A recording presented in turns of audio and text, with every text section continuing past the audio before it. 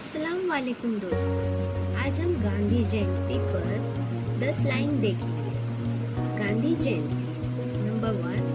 गांधी जयंती हर साल 2 अक्टूबर को मनाई जाती है, जो महात्मा गांधी का यौम पैदाइश है। नंबर 2। ये दिन हिंदुस्तान में कौमी तातील के तौर पर मनाया जाता है। नंबर 3। महात्मा गांधी को बाबाए कौम के लक़ब से जाना जाता है। 4।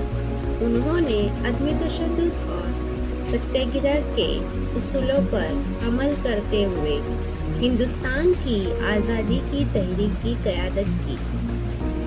5. उनकी तालीमात अमन, भाईचारे और सच्चाई पर मबनी थी। 6. गांधी जी ने जात पात, रंग व नस्ल के इम्तियाज के खिलाफ जद्दोजहद की। 7. इस दिन को मुल्क भर में सफाई, अमन और यकजहती के पैगामात के साथ मनाया जाता है। 8. स्कूलों, कॉलेजों और सरकारी दफातर में मुख्तलिफ तकरीबात और प्रोग्राम मुनक्किद किए जाते हैं। 9.